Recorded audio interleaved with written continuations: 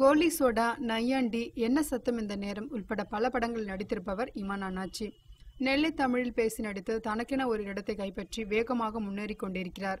இவருக்கு தமிழ் சினிமாவில் வடிவேலு, சந்தானம் போன்று சோலோ காமெடியனாக இடம் பிடிக்க வேண்டும் என்பதுதான் எதிர்கால திட்டமாம்.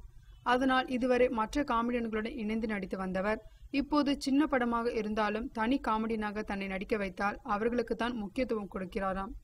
ஓரளவு மார்க்கெட் இருப்பதால் அவரை நம்பி இயக்குநர்கள் வாய்ப்பு கொடுத்தும் வருகிறார்கள். ஆனால் எந்த காட்சியில் நடித்தாலும் பல டேக் வாங்குகிறாராம். அதிலும் அதிக டயலாக் பேசி நடிக்க வேண்டும் என்றால் ஒரு காட்சியை முடிக்க ஒரு நாள் ஆகிவிடுகிறதாம். இதனால் பட்ஜெட் படத்தை இயக்கும் இயக்குநர்கள் அண்ணாச்சியை நினைத்து பயப்படுகிறார்கள். அதனால் தற்போது அடுத்த நாள் பெரிய சீன்களில் நடிக்க வேண்டியிருப்பதால் முந்தைய நாளே டயலாக் பேப்பரை வீட்டிற்கு வாங்கி சென்று மனப்பாடம் செய்துவிட்டு வருகிறாராம்.